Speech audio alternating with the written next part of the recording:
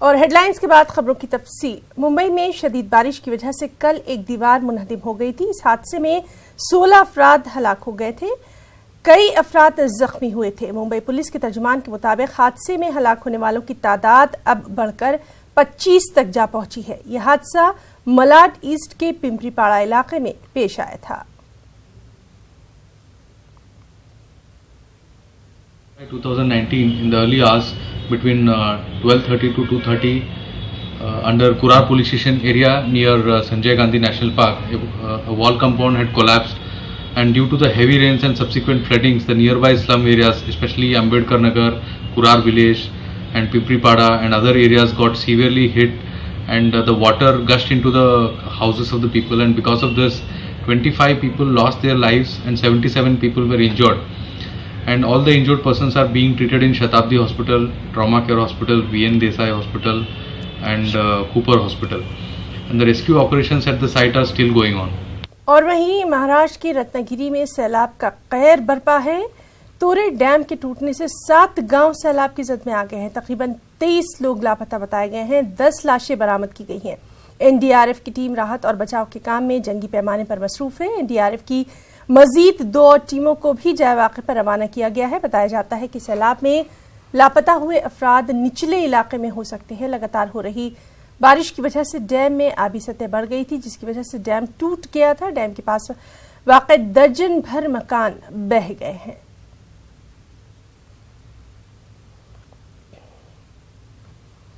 और वहीं महाराष्ट्र के अकोला और वाशम अजला में भी जबरदस्त बारिश हुई है। वाशम जिले के शीरपुर जैन में स्कूल से लौट रहे 4 बच्चे नाले के पानी में बह गए। 2 बच्चों को मकामी लोगों ने बचाया, 2 की मौत हो गई। मरने वालों में 7 साल बच्चा और उसकी बड़ी बहन भी शामिल है। अकोला में तेज बारिश के सबब खेतों को काफी नुकसान पहुंचा है।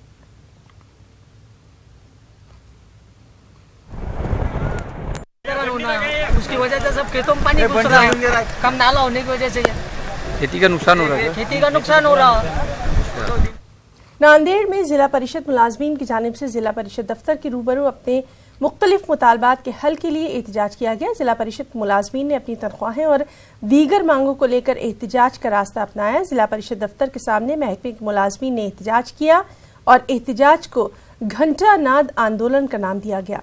मुलाजमीन की तंजीम के सदर बाबूराव पोजड़वार की क़यादत में ये एहतजाज मुनज़्ज़म किया गया। तंजीम ने अपने मुख्तलिफ ज़ेर इल्तिवा मुतालबात पर ध्यान न देने का महकमे पर इल्ज़ाम लगाया। इस एहतजाज में जिला परिषद मुलाजमीन संगठन के रियासती सदर अरुण खरमाटे खुसूसी तौर पर मौजूद रहे। एहतजाज में तमाम मुलाजमीन ने हिस्सा लिया और उन्हें हुकूमत से मुतालबा किया कि उनके मुतालबात को जल्द अज जल्द पूरा किया जाए, वरना एहतजाज में मजीद शिद्दत लाई जाएगी। लब्बैक अल्लाहुम्मा लब्बैक की सदाओं के बीच हज 2019 की तरबियती नशिस्तों का औरंगाबाद में इख्तिताम हुआ। खिदमत हुजाज कमेटी की जानिब से आज़मीन हज को जुमला 6 नशिस्तों में फरीज़ा हज की तरबियत दी जाती है। आखिरी नशिस्त में हज कमेटी ऑफ इंडिया के चीफ एग्जीक्यूटिव ऑफिसर मकसूद अहमद खान ने भी शिरकत की और आज़मीन की खास रहनुमाई की। हमारी ये रिपोर्ट। औरंगाबाद में खिदमत हुज्जाज कमेटी, जो कि एक रज़ाकार तंजीम है, अल्लाह के मेहमानों की अमली तरबियत का फरीज़ा अंजाम देती है। ये कमेटी पिछले 4 दहाइयों से बेलौस खिदमत अंजाम दे रही है। इस मरतबा औरंगाबाद एम्बार्केशन पॉइंट से तकरीबन 1000 से ज़ायद आज़मीन फरीज़ा हज की अदायगी के लिए जद्दा रवाना होंगे, लेकिन औरंगाबाद में 2000 से ज़ायद आज़मीन हज की तरबियत की गई है। औरंगाबाद, बीड़, परभनी, जालना, अहमदनगर, बुल्डाना और नांदेड़ के आज़मीन तरबियती नशिस्तों में शिरकत के लिए औरंगाबाद में क़याम करते हैं। औरंगाबाद में होने वाली तरबियती नशिस्तों में मुस्तनद उलमा और हज उमूर के माहिरीन आज़मीन की पूरे इकराम और एहतराम से रहनुमाई करते हैं। इन नशिस्तों में नज़्म ज़ब्त देखने लायक होता है। इस साल फरीज़ा हज पर रवाना होने वाले आज़मीन ने अपने तासुरात का इजहार कुछ इस अंदाज में किया। नमाजों में नियत करते हैं रुख मेरा काबा शरीफ की तरफ। अब वहाँ काबा शरीफ के सामने नमाज़ पढ़ने का अल्लाह ने मौका इनायत फरमाया। रब का हज़ार शुक्र अदा करता हूँ। अल्हम्दुलिल्लाह अब तक तो पूरी नशिस्तें मैंने यहाँ अटेंड किया और अल्लाह का ऐसा यहाँ पर जो भी यहाँ पे गार्डियन के सब मौलाना नसीम मुफ्ती साहब, मौलाना मोइजुद्दीन फारूकी साहब और जितने भी अरकान हुज्जाज कमेटी, इन लोगों ने बहुत सपोर्ट किया और बहुत ही अच्छे से गार्डियन किया हम लोगों के पूरे हज्जाज इकराम को। औरंगाबाद एम्बार्केशन पॉइंट से जिद्दा के लिए 7 फ्लाइट्स रवाना होंगी। 22 जुलाई से 27 जुलाई के दरमियान हज परवाजें औरंगाबाद से जिद्दा रवाना होंगी। हज तरबियती निशिस्त आज़मीन हज के लिए कितनी मौसर और कारगर साबित होती है, इस पर आज़मीन हज ने कुछ यूं रोशनी डाली। आते जाते मैं हुजाज कराम को गले में ऐसे बैज लटकाए देखता था। मैं सोचता था कि इसमें ट्रेनिंग की क्या बात है, किताब पढ़कर तो आसानी से अरकान हो सकते हैं, लेकिन यहाँ आने के बाद पता चला कि ये तरबियत, ये ट्रेनिंग बहुत ज़रूरी है। औरंगाबाद से 1050 हाजी जाने वाले हैं औरंगाबाद इमार्केशन पॉइंट से, जिसमें जो है तो 7 फ्लाइट के ज़रिए 150 की परवाज़ें होगी और उसमें 7 फ्लाइटों में इंशाल्लाह औरंगाबाद से ये हुज्जाज इकराम जद्दा एयरपोर्ट जाएंगे। महाराष्ट्र स्टेट हज कमेटी से रवाना होने वाले आज़मीन की जुमला तादाद 11,907 बताई जाती है। ये तमाम आज़मीन हज रियासत के 3 एम्बार्केशन पॉइंट से रवाना होंगे। हज कमेटी ऑफ इंडिया के CEO के मुताबिक इस साल हज उमूर में कोई नुमाया तब्दीली नहीं की गई है। हाँ, कुछ तजावीज़ ज़रूर मौसूल हुई हैं, लेकिन इन पर मुस्तकबिल में अमल होने की गुंजाइश है। इसलिए आज़मीन हज को किसी वसवसे में पड़ने की ज़रूरत नहीं है। न्यूज़ 18 उर्दू के लिए औरंगाबाद से अजहरुद्दीन की।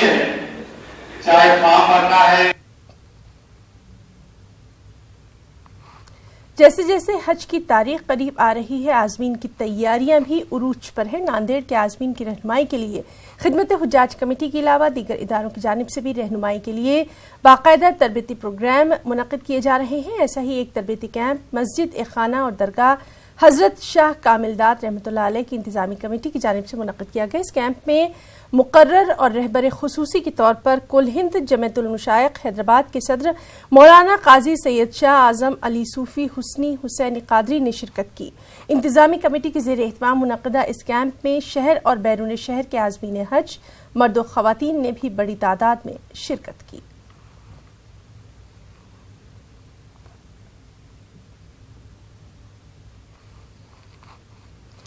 कौमी तालीमी पॉलिसी के ड्राफ्ट पर तालीमी हलकों से मिले जुले तासुरात जाहिर हो रहे हैं।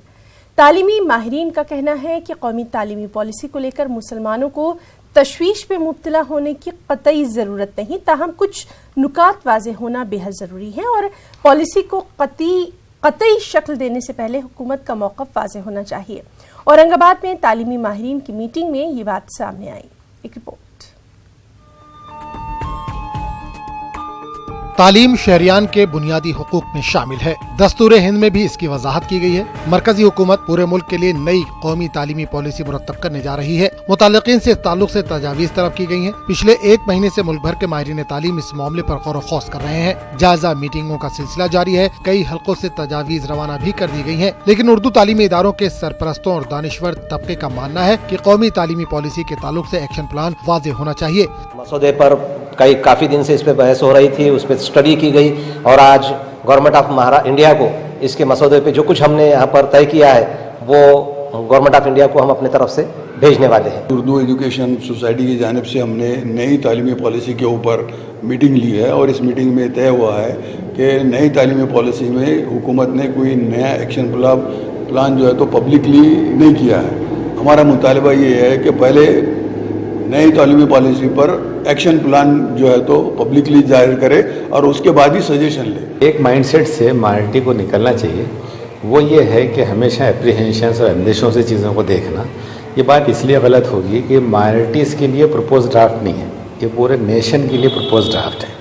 ये मोदी जी की अगर कोई फैमिली है तो उसके लिए भी है और अगर मेरी है तो उसके लिए भी।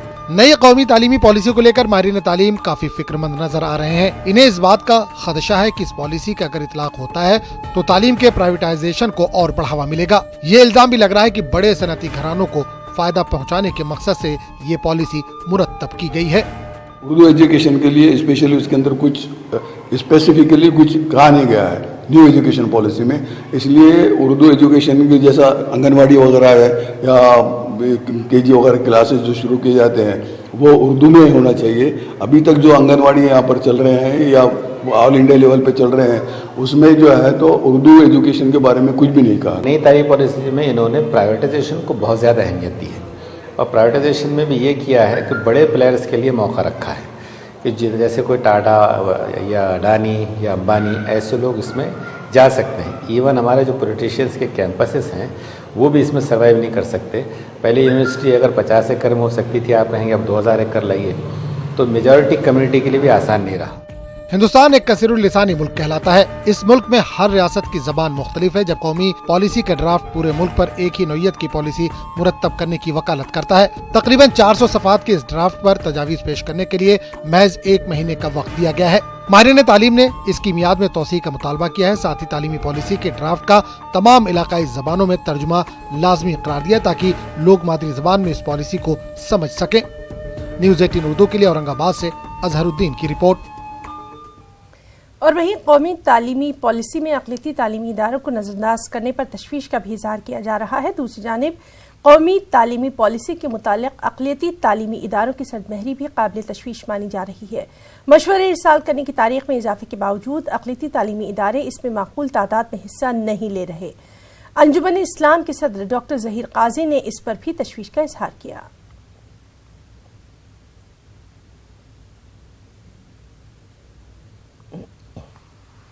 हुजूमी तशद्दुद के ताल्लुक से मुल्क भर में एहतजाज और मुजाहिरों का सिलसिला लगातार जारी है। महाराष्ट्र के सनती शहर भिवंडी में भी मेडिकल रिप्रेजेंटेटिव क्वालिफाइड पीपल्स के ज़ेर एहतमाम डॉक्टर्स और एमआर ने खामोश एहतजाज किया। मुजाहिरीन ने मुंह पर काली पट्टी बांधकर अपनी नाराजगी का इजहार किया। मुजाहिरीन ने हाथों में हुजूमी तशद्दुद में हलाक हुए अफराद की तस्वीरें भी उठा रखी थी। मुजाहिरीन ने हुजूमी तशद्दुद के खिलाफ सख्त से सख्त कानून बनाने और इस तरह की हरकत करने वालों के खिलाफ सख्त कार्रवाई करने का पुरजोर मुतालबा किया।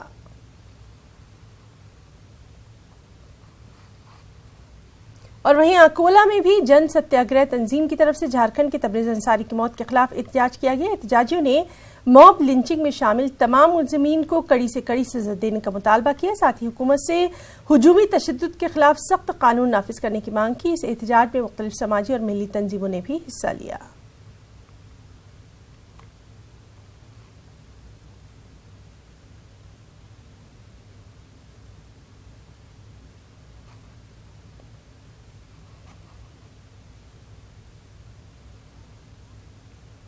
और नाज़रीन, जैसा कि हमने आपको बताया कि कौमी तालीमी पॉलिसी में अक़लियती तालीमी इदारों को नज़रअंदाज करने पर तशवीश का इजहार किया जा रहा है। इस सिलसिले में माहिरीन का क्या कुछ कहना है, आइए आपको दिखाते हैं। नई तालीमी पॉलिसी आई है, ड्राफ्ट पेश हो गया है और गवर्नमेंट ने जो है वो सजेशन मांगे हैं, तो आपको क्या लगता है कि मतलब क्या सजेशन जाना चाहिए मुसलमानों की तरफ से, आप जैसे तालीमी इदारों की तरफ से? देखिए, सबसे बड़ी ताज्जुब की बात है कि ड्राफ्ट पॉलिसी 446 पेजेस की है। इसमें सिर्फ एक पैरा एक पेज पे माइनॉरिटी एजुकेशन के बारे में है और सिर्फ उसमें जिक्र हुआ है मदरसा एजुकेशन। क्या बात हो रही, मदरसा एजुकेशन में 4% बच्चे मदरसा में पढ़ते हैं, दूसरे जो बाकी है वो कहाँ है? ना उसमें कोई मेंशन है कि आर्टिकल 30 के तहत जो इदारे कायम किए गए हैं माइनॉरिटी इंस्टीट्यूशंस, उनका क्या स्टेटस रहेगा।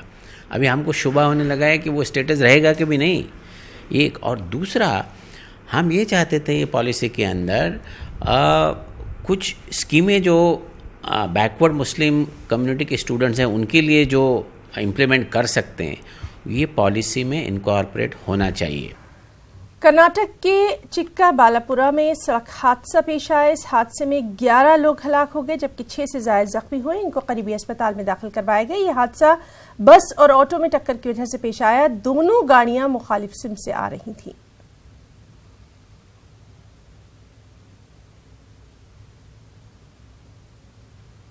कर्नाटक में कांग्रेस जेडीएस की हुकूमत को कोई खतरा नहीं है। कांग्रेस के 2 अरकान असेंबली के इस्तीफों के बावजूद हुकूमत को कोई खतरा नहीं है। बेंगलुरु में वज़ीर अक़लियती बहबूद ज़मीर अहमद खान ने ये बात कही। आनंद सिंह जो रिज़ाइन किए उसका वजह मेरे को नहीं मालूम। वो मेरे अच्छे दोस्त है, मैं भी उनको फ़ोन में ट्राई कर रहा हूँ, फ़ोन मिल रहे नहीं। ये आज से नहीं, बीजेपी वाले लगातार जिस दिन से हमारी गवर्नमेंट बनी उस दिन से जदोजहद कर रहे गवर्नमेंट गिराने की, मगर उनका नंबर सोना नामुमकिन है। मुमकिन सवाल ही नहीं पैदा होता। क्यों? अगर उन लोग को गवर्नमेंट फॉर्म करना तो अभी वो 105 है, हम लोग अभी 119 है, हमको 104 को लेके आना। 104 मतलब 14 जन को रिज़ाइन करना पड़ता, और 14 जन को रिज़ाइन करने के बाद थोड़ी वो 14 जन भी जीत के आएंगे। ये बेवकूफ़ बना रहे बीजेपी वाले, हमारे एमएलए लोग को बेवकूफ़ बना रहे।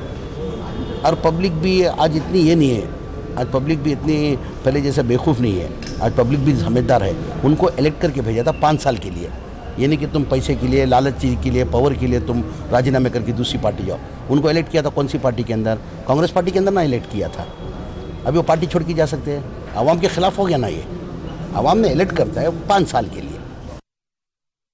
कर्नाटक के वजीर बराए अफजाइश मवेशियान वेंकटराव नाडगौड़ा ने कहा कि 1 या 2 अरकान असेंबली के चले जाने से रियासती मखलूत हुकूमत को कोई खतरा नहीं हो सकता। वेंकटराव नाडगौड़ा कर्नाटक के रायचूर में मीडिया से बातचीत कर रहे थे।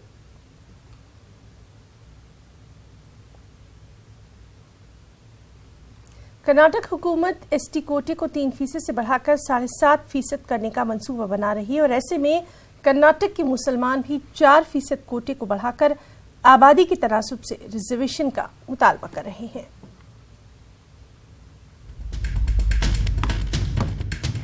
मरकजी हुकूमत ने सरकारी मुलाजिमतों और तालीमी इदारों में एसटी तबके को 7.5% रिजर्वेशन दे रखा है।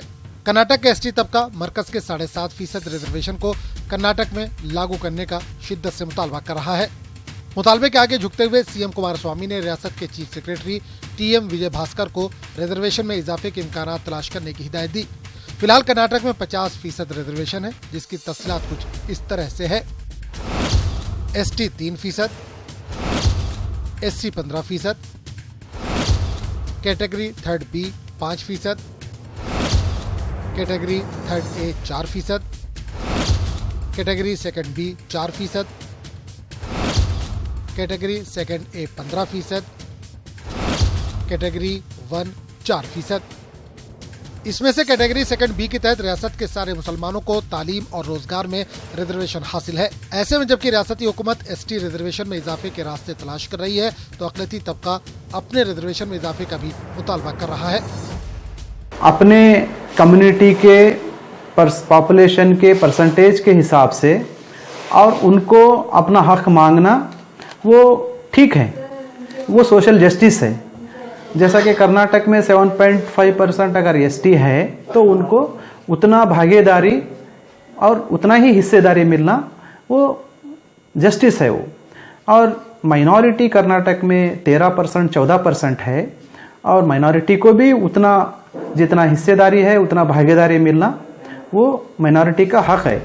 अक़लियती तबके का कहना है कि मुसलमानों की पसमानदगी की असल वजह कमजोर मुस्लिम क़यादत ही है, जबकि दूसरी कम्युनिटीज की सियासी क़यादत हुक्मरान तबके के साथ आंखों में आंखें डालकर बात करने के लिए हमेशा तैयार रहती है। एससी कम्युनिटी से भी बैकवर्ड है तो उसके बावजूद भी मुसलमानों को नजरअंदाज किया जा रहा है। तो हम ये चाहते हैं कि जिस तरह से एसटी को 7.5% 3% से 7.5% दिया जा रहा है, उसी तरह से मुसलमानों को भी 4% से कम 6% तो यहाँ पर रिजर्वेशन देना चाहिए। एसटी कम्युनिटी को 7.5% रिजर्वेशन नहीं देंगे तो 17 MLAs रिजाइन करेंगे। तो मैं हमारे मुस्लिम लीडर से, मुस्लिम MLAs से मैं ये अपील करता हूँ कि आप क्यों नहीं कर सकते, हमारे लीडर्स गवर्नमेंट पे प्रेशर क्यों नहीं ला सकते? क्या हमारे में वो यूनिटी नहीं है? ये सवाल उठता है। यहाँ ये बात काबिल जिक्र है कि साल 1996 में बनाए गए जस्टिस रवि वर्मा कमीशन ने मुसलमानों के रिजर्वेशन को 4% से बढ़ाकर 6% करने की हुकूमत से सिफारिश की थी। ताहम 20 बरस गुजर जाने के बावजूद रवि वर्मा कमीशन की रिपोर्ट असेंबली में टेबल नहीं की गई। न्यूज़ 18 उर्दू के लिए गुलबर्गा से जवाद मीर की रिपोर्ट। कर्नाटक में उर्दू के फनकारों, अदीबों और मुसन्निफीन के लिए आज खुशी का दिन रहा, हौसला अफजाई का दिन रहा। कर्नाटक उर्दू एकेडमी ने उर्दू ज़बान व अदब के फ़रोग़ के लिए बेशबहा खिदमत अंजाम देने वाली 57 शख्सियात को सालाना और खुसूसी अवार्ड से सरफराज किया। खास रिपोर्ट।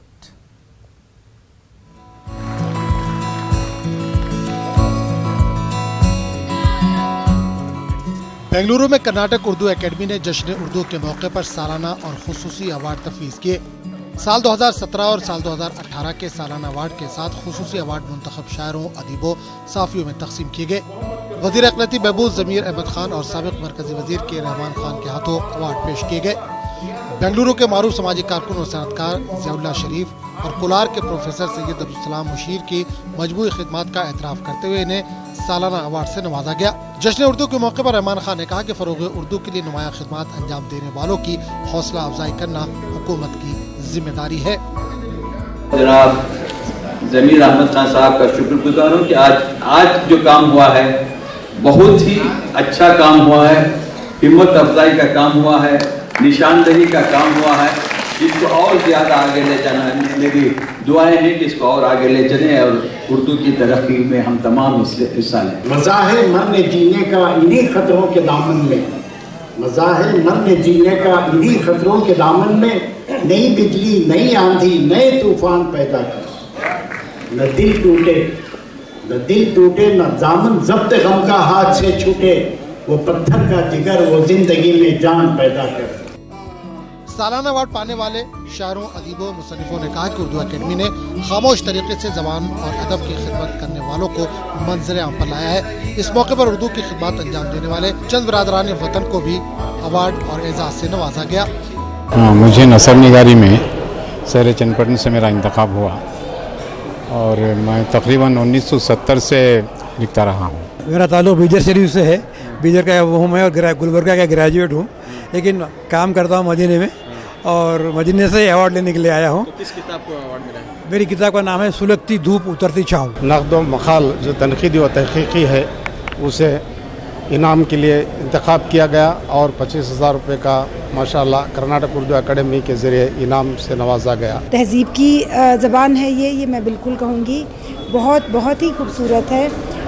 हमारे दिल्ली पब्लिक स्कूल में इसको बाकायदा छोटे बच्चों से आगे तक पढ़ाया जाता है, सभी कार्यक्रमों में बोला जाता है। हमारे मोइन सर हैं जिन्होंने उर्दू को बढ़ाने में, बच्चों के सामने उसको लाने में बहुत कोशिशें की हैं। अपने वालिदैन की जानिब से, अपने असातिज़ा के जानिब से कर्नाटक उर्दू अकेडमी का बहुत ही शुक्रिया अदा करती हूँ कि उन्होंने मुझे नॉन मुस्लिम होने की वजह से उर्दू में PhD करने की वजह से मेरी हिम्मत अफजाई के लिए जो एक एजाज़ बख्शा है, उसके लिए मैं उनकी हमेशा शुक्रगुजार रहूँगी। उर्दू में PhD करने वाली बीजापुर की अनुपमा पॉल की खिदमत से मुतासिर होकर तकरीब में वज़ीर अक़लियती बहबूद ज़मीर अहमद खान ने 50,000 रुपये बतौर इनाम पेश किए। उर्दू अकेडमी ने भी अनुपमा को 25,000 रुपये पर मुश्तमिल खुसूसी अवार्ड पेश किया। न्यूज़ 18 उर्दू के लिए बेंगलुरु से रऊफ अहमद हल्लूर की रिपोर्ट। बेंगलुरु में समाजी तंजीम ह्यूमन टच के तहत ब्लड डोनेशन कैंप का इनेकाद किया गया। एक रोज़ा कैंप में कई नौजवानों ने रज़ाकार तौर पर अपने खून का अतिया पेश किया। खून का अतिया पेश करने वालों को तंजीम ने तोहफे के तौर पर पौधा पेश किया।